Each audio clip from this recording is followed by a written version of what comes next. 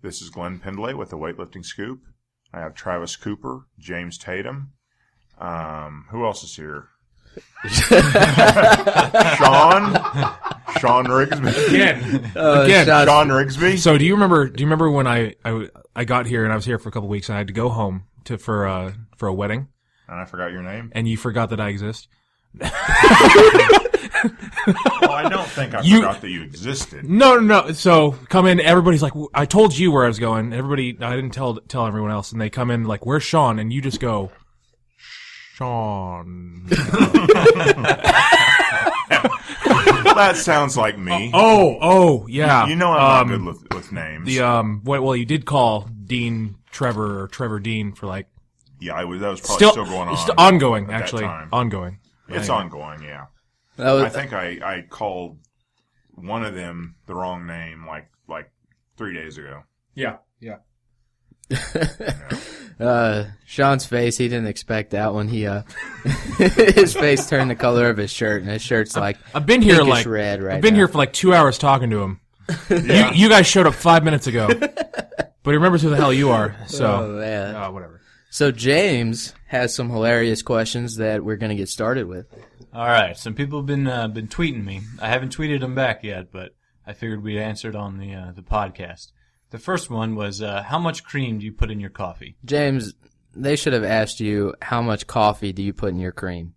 Yeah, that would be a little bit better. I mean, I'll tell you what, I had some coffee this morning without cream. It sucked, didn't it? Yeah, it wasn't good. What do you like? Do you like half and half, or do you like heavy cream? Heavy cream. But I like that's that where too. it's at. But realistically, how much do you put in there? Like, so a regular 5-ounce cup of coffee, how much would you put in there? Okay, there's no such thing as a 5-ounce cup of coffee. There are always that's correct. at least 12 ounces. I'm trying to get proportions. I'm trying to be scientific here, measuring things. Let's say if I got a 10-ounce cup of coffee, okay, I'll probably put 2 ounces in it. So 20%. Let's just say that. Maybe like in between 10 and 20% cream. That's a good number. That's a good number. So there you go. Now you know. I like coffee with no cream a lot of times, but if I'm going to put cream in it, there's no halfway. If you're going to put cream in coffee, you got to just go whole hog and put heavy cream and lots of it. I agree with that. I drink mine black all the time, but apparently I need to start putting 20% cream in there so I can snatch 150. Well, if you're gonna drink it black, the only thing I would say is you can't make the coffee super, super strong. Like if you get Starbucks coffee and you drink it black, it just tastes like crap. Well, I think that's just Starbucks coffee. I think I think that's Starbucks coffee. I make mine very, very strong, and I like that's how I take it. What do they call that? Cowboy coffee? The strong black coffee? Yeah. Basically, that's how I prefer it. But okay, so I have a question. What is fat-free half and half? There's no such thing. Yeah, that's not. I know that's what I thought, but it's labeled. That's skim milk. Yeah, I know. Which is lying about being milk. We are selling skim milk at a premium and calling it fat-free half and half. Yeah, that's just silly. That doesn't make any sense. That's not truth in advertising. Somebody should. Bitches be crazy. Yeah. Bitches be cray. Yeah. That's soy. That's what that is. That's soy. Mm-hmm. And you shouldn't be drinking that. Yeah. Well, don't worry. I don't. Well, I wasn't worried. Yeah. I get that 33% heavy cream. I think he was talking to everybody out there, James. Just giving them a warning. Oh, yeah. They need that warning. All right. I guess on to the next subject. I got somebody tweeted me. And, let's hear it. This one is pretty crazy. People are now paying big bucks for beard transplants. They're called women. No. Well, actually, all right, let's say their target market for people that are getting these are, I don't even know if I'm saying this right, Hasidic Jews. That was right. Not acidic, but Hasidic. And then their second one was men who can't grow beards. I don't know why they separated those two, but those were two different classifications. Why would those be the same? And then the third, Hasidic Jews and men. The third was... One is the other, but not the other way around. I mean... It's not mutually exclusive. Yeah, that's true. Yeah. The third was women who had sex changes from female to male who want facial hair. Well, that's just terrible. Yeah. Somebody's making some money off this, though. The things that you learn, you never know everything. You know, there's a market for anything, I guess. Yeah. Yeah. You know, you think in a country of however many million people are in the United States, you know, there's got to be 5 or 6 hundreds people of out millions there of people that are willing to pay $7,000. $7,000 how much it costs. for a beard transplant. You know, I think there's more than 5. There's one doctor in New York that does 6 a month. Jeez. That's what this little article said. So can you sell your facial hair? I guess is what James wants to know. He wants in on this money. They'd be paying big bucks for my facial hair. You cocky son of a gun. You know, I think I saw some red hairs in there the other day. It was kind of crazy. In your beard? Yeah. Yeah, there's a little red in there. You know, the weird thing is that my hair is not red, but my beard is kind of red, yeah. Yeah. I don't know why. Because you're blonde. I'm not blonde. I got dark hair, and I was Well, blonde. you're sort of kind of blonde. I was blonde when I was younger, but it's pretty dark brown. But yeah, my facial hair is somewhat red. Who knows? How odd. Back when I was a youngin', and I still had hair on my head. Back on the boat? Yep, on the boat. Old man Tatum telling a story. Yeah, got the hair bleaching my son. Sun bleaching my hair, not the hair bleaching my son. Hey, whatever. That would be bad. I'm getting old. But That's like a Chuck Norris. Like the reason the sun has color is because James Tatum's hair gives it color. Ever since James turned 25, he can't tell his stories correctly. But. No, this has been going on for more than that. No, I'll clear that one up. But I used to have blonde hair too. Yeah. Yeah, back before I had a beard. When you lived on the boat. Yep. Got those. I'm on a boat, boats and hoes, blonde hair. Yeah. Well, you know, we were talking about boats and hoes on the last episode, and we were trying to think of what song that came from. And it was turns from out, Step Brother. Yeah, it was from the movie. Glenn was the one that remembered I that. was the Do you one that guys remembered. believe that? Yeah, and I mean, I really like that movie. I think it's hilarious. That's a great movie. I would have never remembered that, but that is a good movie. So. Oh yeah. That was a good call, Glenn. Come on, Netflix. One of the great step up your movies game. of all time. Yeah. You know what great movie that I watched the other night? It was on TV. Zoolander? No, not Zoolander. Legends of the Fall. I haven't seen that in forever. Oh, yeah. That was on TV. That movie made me about want that to one. learn how to fly fish. Never had them. You're sure not thinking of A River Runs Through It? That's what I'm thinking of. Yeah. That movie made me want to fly fish. Legends Yeah. of the Fall. Tell me about that. I can't. It's That slipping my was mind. with Brad Pitt. Similar. And 3 brothers live out in Montana, and the father is Anthony Hopkins, and he was an Indian fighter back in the day. Oh, yeah. Yeah, and they all basically run wild and, you know, fall in love with a beautiful woman. And Fighting the war and all kinds fighting of a stuff. war. One of them gets killed in World War II. Or one, I think it was. World but that doesn't War matter. One, yes. One of them gets killed in World War One. You're correct. And then Brad Pitt's character comes home from the war and goes half crazy, and you know all kinds of things happen. I guess. I mean, he had No. some good movies back when he was young. That Spy Games with Robert Redford. The River Runs Through It. Who's that? Brad Pitt. Yeah. Yeah, A River Runs He's a Through good It actor. was a pretty damn good movie. What's the name of that movie with those the 2 chicks that drive their car off the end of the Thelma cliff? and Louise. Thelma and Louise. That was a good It one. was pretty good. You know, Have you ever read the book A River Runs Through It? I don't think so. That's a pretty damn good book too. I might Pretty have damn to good book. put that one on my list. It's a nice and slow movie. I hope the book's not quite as slow, even though it's still good. Yeah, it's. I think you'd like it. It's a good book. Lots of character development, I'm sure. Yeah. Basically so. Lots of character development. That's good with any book. I was Yep. waiting for the you said it as I was saying it. I said I was waiting for the James Tatum. Yep. So Glenn, you got some questions online here. Yeah, they're basic questions, I think. Basically dealing with program design. Okay. One question I got off an email was basically what constitutes a good squat program and how do you write a good squat program? And that's there's no end of ways you can answer that question. I prefer to program squats 3 days a week for most people. And of course, you can do them however you want to. People have made progress front squatting 6 days a week or 9 times a week or whatever. There's really no wrong way to do it as long as your squat's going up. Yeah, my favorite thing that you say at seminars is a good squat program is a program that makes your squat go up. Yeah, if your squat's going up, you're doing it right. That's the end all and be all of a squat program. If you're squatting more week by week, day by day, then it's working.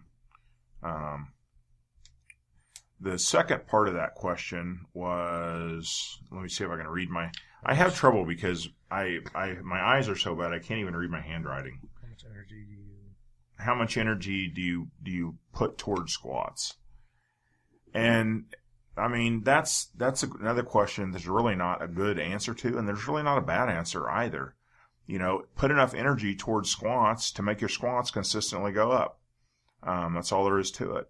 If you're consistently squatting on a reasonable program, your squat's not going up, you need to devote a little more energy to squats. If your squats are going up, you're doing it right, and you don't need to worry. But as long as the squats are going up, the lifts are going to follow at some point, unless you're doing something drastically wrong. If you snatch more and clean and jerk more, as your squat goes up, your lift should go up also. Then the last question is basically, where do deadlifts play a role in this? And I think a corollary to that is what reasons would you have to include deadlifts in the program?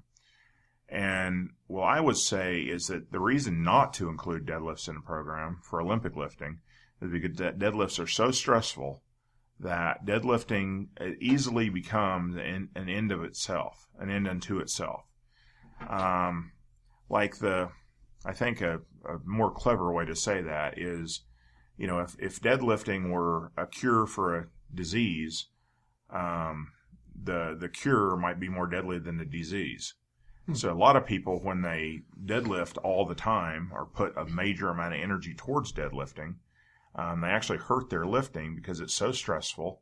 It wears them out so much that they end up not getting stronger on the lifts that they're trying to improve. It's kind of like chemotherapy. We're we're trying to kill the cancer, but at the same time, everything else is you can't kill the patient being drastically affected. Yeah. And deadlifts are one thing that you can easily get carried away with and end up killing the patient. They're not an easy thing to do. And they're a great exercise. They're a good exercise, but within the confines of a good Olympic weightlifting program, it's very easy to get carried away with them and have them, do more harm than good. Well, let's see what you guys think about the first question first, in terms of squatting. Now, in terms of squatting, in my opinion, my favorite thing Glenn said, as we've already stressed, is if your squat's going up, keep doing what you're doing. If your squat is not going up, change it up. Try a new squat program. But there's also hundreds of squat programs out there that have pretty much been proven to work, right? The Russian squat program, Texas method. I don't know. Smolov might not be right for all weightlifters. And then how much energy you put into squats, I think that depends on your strength ratios, your lift to squat ratios, and all that kind of stuff. If your squat is the thing that's holding you back, your squat has to go up, so you're going to have to put more energy into that. Now, if your squat is so much higher than your lifts that your ratios are out of proportion, you don't necessarily need to put all of your energy into squatting. Yeah, and something that I would chime in with that, too, is with your squat program, don't go after the most advanced squat program with bands and chains in it. Try the most basic one first. Mm-hmm. That's a good point. Many people get too advanced on squatting too quick. They try the latest, greatest technique or routine or exercises or whatever, and the more basic you can be, the more likely you are to make progress. Yeah. Not only that, I mean, if you can do a squat program and save more energy while making your squat go up for the lifts, it's better for weightlifting than if you are on the most strenuous squat program and your squat is going up maybe like 5% more than the other squat program, but you can't snatch and clean and jerk half as much. I mean, that's an extreme example, but you guys get what I'm saying. Yeah. I mean, I think too many people get that wrong. They want to work hard, so badly that they are willing to push themselves to any length to do the most advanced program, the most volume-intensive program, so their squat will go up, and they'd be better off calming it down a little bit and letting their squat progress a little more gradually, but yet save the energy and whatnot for working on lifts. Yeah. So, like, in my own experience with my training, I started training when I was like 13 or something, and I went right into a conjugate style program where we would speed squat once a week with chains or bands, mostly chains. And so I kind of went right into one of those more advanced style programs, and my squat always sucked. And actually, once I started coming out and training with you, Glenn, that's when my squat actually started going up, when I brought it right down to the simplest thing, like 3 sets of 5 on Monday, 3 sets of 5 on Wednesday, 1 set of 5 on Saturday. Well, so many people have used that sort of program that you really can't go wrong with it. I mean, hundreds and hundreds, thousands probably, have used that basic program.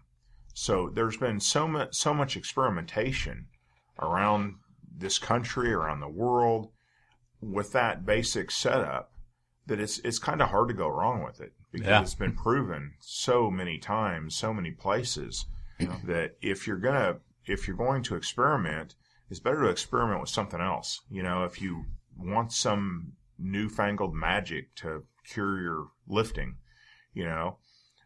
look for it somewhere other than the squat program, because that's you're basically trying to reinvent the wheel. I've got to say, squatting's never really been my problem, but just out of morbid curiosity, that's because you're short. Hey, it's because I'm strong, kind of. But no, I've experimented, with frequent maxing. I did the Smolov cycle, just curious. So I've tried a lot of different things. The 2 things that I found worked the best were a Texas method style sets of 5 program and Jim Wendler's 5-3-1 program. As far as consistent, always getting stronger, pushing the squat. And those are the 2 simplest things that I've tried. So I think that kind of says something about it. I will say, when I was doing the Shreveport programming, the periodization program that LSUS uses, my squats went through the roof. Yeah, I mean, for sets of 10, I could do like 230. I've never met anybody who's gone through that who didn't get stupid strong from it. Yeah. I mean, I think my lifts are obviously higher now that I've kind of gone off that, but my squat strength and push press strength was insane when I did that kind of periodization on the squats. But again, it's a very simple template: 3x10, 3x10, twice a week. 3x5, 3x5, twice a week. Yeah, nothing that's really result producing tends to be complicated. Yeah. In fact, the more complication you introduce, the less it's likely to work. I've seen. I mean, that seems stupid, but I've seen that, hundreds of times. Glenn just defied CrossFit. Holy crap! When you get more complicated, things don't work as well. Well, we're talking about strength training too, and one of the things that we talk about, with cardio, that isn't necessarily true. You can do a bunch of rowing and never run and have more cardio capacity for running. Yeah. And most of those are not necessarily muscular adaptations. Most of those are cardiovascular. And well, one thing that I really like this line is that consistency is rewarded in strength training. So you want to do the same movements over and over and over to get good at them, which, some people call that insanity, but that's rewarded in strength training. But it tends to work. Yeah. It tends to work. Even in strength training, even down to what days you train per week, what days, if you're squatting on Wednesday, what you do on Monday, so that you wake up in the same state of mind and physical state every single Wednesday, so you have the same experience when you're squatting. All those things tend to, they're all things that deal with consistency, and they all tend to reward people that can rearrange their life to be more consistent. So moving on to deadlifting, I guess. Now you were talking about a powerlifting style deadlift, right? Yeah. Now, if you're doing a clean deadlift, how would that differ? Or if you were doing clean pulls, how would your opinion differ? Well, you are not going to train clean pulls and clean deadlifts the same way you're going to train deadlifts. I mean, so it would differ because there's more of a speed aspect anytime you do a pull. They aren't as stressful. You're not using absolute maximal weight like you are on deadlifts, like powerlifting deadlifts. And so that drastically decreases the stress on the body, and it drastically changes the training template, and it changes what you can do during the week to make it successful. Now, coming from a powerlifting background, what do you think, James? Like the difference between a powerlifting style deadlift versus clean style deadlift and pulls? Well, I would say definitely with the clean pulls, I definitely go lighter than I would in a powerlifting phase. But even so, another example from my training right before I started weightlifting, I deadlifted 500 for 3 sets of 5. So what I did up to that is for like 4 months, I deadlifted once a month. First month, I just did like 5 singles with 500. Second month, I did like 2 or 3 sets of 3 with 500. Third month, I did 1 set of 5 with 500. And then the fourth month, I did 3 sets of 5 with 500. And I didn't do any deadlifting in between that, just once a month. And that's a pretty good progression from workout to workout, going from 5 singles to 3 sets of 5. Yeah. With 4 workouts. And that's just one of the things is that's how I adapted to that with that long period of rest so I could recover from it. I was doing assistance work in between those workouts. Yeah, I was going to say I would like to zoom into that and ask you about the assistance pull-ups and stuff you were doing. Yeah, lots. I think in that program, I'm not exactly sure, but most of it was focused on like incline bench and chin-ups. And then on the lower body days, I would do like a superset of glute ham raises with good mornings. Just things like that. And then the other day I would squat. So I was only squatting once a week. But you did 4 deadlift workouts, and you tripled the amount of tonnage you were doing. Yeah. So now for pull-ups, now I've never really done a lot of weighted pull-ups or anything. Just toyed around with them, doing CrossFit workouts, and just trying to make my max set higher. So how long does it take you to recover from like pull-up workouts? Is that easy to recover from? Yeah, pull-ups are a lot easier to recover from. I feel like if there was a competition of who could do the most weight in pull-ups, that would be my true calling. Not weightlifting, not powerlifting, definitely not powerlifting, but weighted pull-ups. And then again, we were talking about consistency and simple programs for the lower body. I think that more variety works better for the upper body.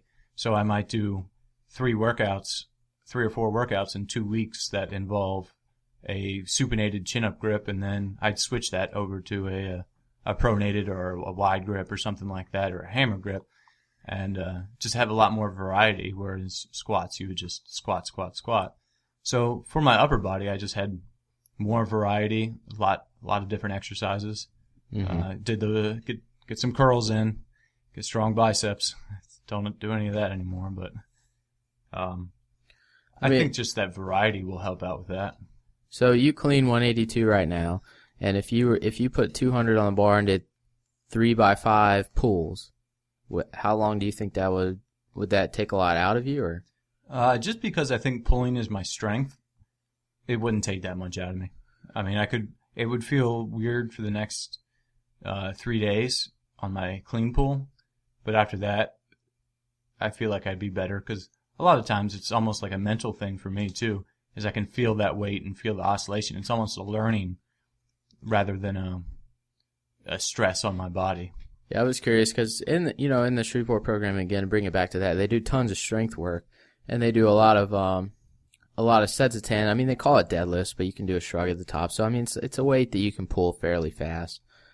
And I mean, you do that like twice a week, and I did that for a while, and I mean, you get pretty brutally strong, and I don't think it takes a ton out of you. However, you're kind of doing it more like a clean pull, where each rep is separate, so you're not constantly keeping the tension in your back. But what do you think about that, Glenn?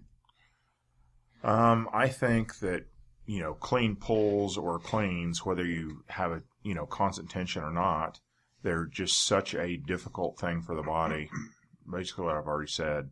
They're so hard for the body. You're not going to be able to do a great variety just because you can't do that many lifts. You have to cut the workout down, because you can't do that volume of lifts. I think that keeping tension, and I will say another thing that I think is very useful for deadlifts, is having the eccentric loading.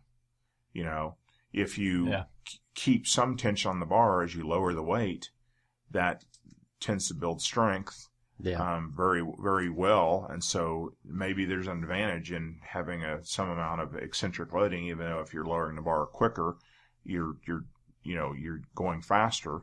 So that would tend to lessen the stress also. But I think clean pulls are probably one of the best exercises to develop the clean. One of the more specific exercises, because obviously the joint angles and everything like that are just the same. And no matter what anybody says, it's different from deadlifting. Anybody that's done maximal heavy, deadlifts, is going to know that the joint angles are different. They're very different. The just where your torso is versus where your legs are is just going to be altered because of that. And so obviously the stress on your musculature is going to be different also. Yeah, I mean, almost going back to that first one, that first time I did 500 by 5, and then I started weightlifting, it took me a good, almost a year to get back to doing 500 for 5 with the clean style, just because it's different and it's harder. Yeah. Yeah. It's interesting because I've never really learned, correct technique for powerlifting deadlifts. So one day I would like to train for 4 or 5 months and see how much more I could pull that way. But I don't think oddly enough, you're a strong guy, Travis, but I don't tend to think that you would be very well set up for deadlifts. Yeah. Because you're such a squatter. I mean, your body is anatomically built for squatting, and usually people that have that going for them, what they also have is a relative weakness on deadlifts. Mm-hmm. You look at Shane Hammond or somebody like Shane Hammond, very, very thick legs, and couldn't deadlift that well. I think part of his lack of deadlifting strength was because of a grip. He didn't have the best grip. Really? But I think, some of it's just anatomical. That's the excuse I use for my squat. You don't have the best grip. Oh, well, no. Yeah, my grip is what's holding me back in my squat. It's got to be. No, anatomical, all that jazz. Well, you're exactly the opposite of Travis. I mean, you're definitely built and set up physically to be a puller, and Travis is definitely built and set up genetically to be a squatter. So I would say that if you get in a squatting contest with Travis Cooper, you're probably going to lose. Your body's just everybody not loses that designed contest. for that. Yeah. I wasn't saying I was going to break world records in the deadlift. I just thought that I could we wanted to deadlift try. slightly more than a clean deadlift. There's no That was hope it. for you. From now on, Glenn just Coach, when I miss destroyed my lifts, dreams. from now on, when I miss lifts, I'm going to say, "Oh, it's just my anatomical build, Coach. I don't know. There's nothing. I can't do anything about that. It's just how it is, right?" That's probably the smart play right there. Well, what you got to do in weightlifting is find your anatomical disadvantages and try to strengthen those positions, because those are obviously your natural weaknesses. Somebody that had I read this a while ago, it was by a guy named Carl Miller. And the name of his book was The Sport of Olympic Style Weightlifting. I have that book on my desk right now, actually. he's got some cool things in there for anybody interested about like proportions of body and what you're set up to be able to do easier in relation to weightlifting. That was probably the most interesting part of the book. Yeah, the most interesting part of that book. So we got the Arnold coming up. This is kind of like the last show before the Arnold. How you guys feeling about it? Well, I personally feel great because I'm not competing. We were talking about predictions for the Arnold a little earlier, and I think the prediction that springs to mind is that James is going to do great. That's the only one I remember. Yep. Yeah. James is gonna smash. It's gonna be and pretty Becca. bad. Yeah. And I think James and Becca. That's a smart prediction also because Becca has been lifting so good. I think out of everybody in practice day to day, out of everybody, Becca has been the most consistent person and has consistently done heavyweights, done them easily. And I see, you can't really tell what's going to happen on meet day, but I see her as having a very high probability of making PRs. Yeah, I agree. I'm training right next to her. I think she's going to do real well. Nothing looks hard when she does it. Yeah. Her last meet, she had like a PR total and everything, and I still think she's going to blow that total out of the water. Yeah, she has. She's definitely done significantly more in training than that last meet total. So she definitely has some room to improve on that. Yeah. My main goal is I want to beat the Spanish 77. They did have the Polish 77, but I think he moved up to 85. Yeah. So I'm not even going to worry about him, but I want to beat that Spanish 77. When I was at the World Championships, he was in the platform in front of me, and he actually won the B session at the World Championships. So he's going to be kind of my... what was his total? I think it was like 318 or something. Oh, well, that's doable for you. Yeah. That's very doable. Snatched 147 and clean and jerked whatever else. I don't remember. But that's what I'm going in there. I got to beat him. He competes right after me. So I'm looking forward to sitting down. 147, 171 is 318. Looking forward to watching that session right after. We also got Leo Hernandez, who was my competition at the American Open. He totaled 311, who's competing in the next session after me again. So those two are going to be my main competitors. That's good. So you want to post good competitors to have because they're both beatable. I mean, both of those guys are people you could beat and should beat. And it's definitely better to be in a position with somebody that you definitely have the capability to out-total than where you're chasing somebody totaling way higher than you. Good motivation. Yeah. Post a good total and then sit back and watch and see how those guys do. The only problem is that the only thing that sucks, that is kind of a crappy situation to be in. It would be a lot of fun to compete against some of those guys head to head. So the good and the bad of the Arnold is they put people in sessions based on totals, not necessarily your weight class. Yeah. But we have the Pan Am qualifier, so obviously that'll be fun. Kendrick will be in our session. I guess you got Service and Adam Baton in the 77s. And I have Mike Nakul competing against me head to head, so that'll be fun.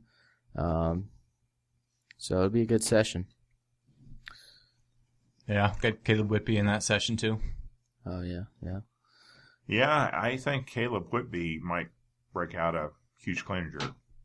I don't know, and I don't think anybody knows how his snatches are going to go because he's, relatively inconsistent on the snatch. Caleb's going to PR total. But he should clean and jerk something spectacular. His jerk is getting a lot more consistent. Yeah, the jerk looks a lot better. I think he can clean 200 up on that stage. Yeah. And now I'm starting to think that his jerk is coming around enough where it's definitely a possibility for him to jerk it after. Yeah. So it'll be a fun trip. We're driving up there tomorrow morning, and yeah, I guess all of us are competing on Saturday. Do we have anybody competing on Friday? Maybe Dean? Dean's competing on Friday. Mm-hmm. I think that's it. I think Don's got some other people like Shayna or something like that. And then most of you are competing on Saturday. and then Matt and I are competing on Sunday. Okay. What time do you guys lift on Sunday? Same session or? We're in the same session, and I think it's 12:30. Okay. I think. And you guys, what's the Pana? 3? I think we lift at 3. 3, Yeah. and then Tom is in at 5. like 5. Yeah. Yeah, you got Tom and who else is in with Tom? Trevor and I think there might be one other guy from our team. Tom, Trevor. Who is that? It? Is that really it? Yeah. Well, I mean, keep a lookout for that. They do have like pay per Mike's view now. gonna be hassle-free. Yeah, that's right. Unfortunately, the live stream to watch it is not free this time. They didn't have one last year. Okay, well, that's a step up at least. At least they have it, but I think it's $10 per session or $24.99 for the whole weekend. Not cheap, but at least if you're out there and you want to watch, you have the opportunity to do so. So, keep that in mind. James, how much are you going to clean and jerk? Well, I got this all planned out in my head, and it depends on what I snatch. But it's either going to open up at 71 or 75. And, I mean, if everything goes well and I have the opportunity to go 3 for 3 in clean and jerk, I'd like to make that last attempt all the way up to 80 or 82.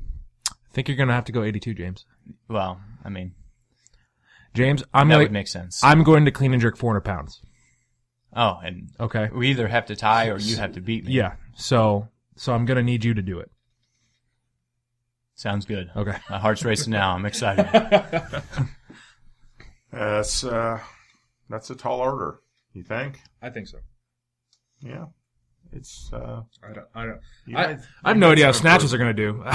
Well, you've looked good. I think you've looked better on snatches this last week than you have on clean and jerks. Technically speaking, yeah. I do know that whenever we taper, and then if I go out there and get a little bit of adrenaline going, that I can add the kilos on in the clean and jerk. Are we gonna have the nose torque or whatever? Oh hell yeah, we're breaking that. Yeah, yeah, especially for James.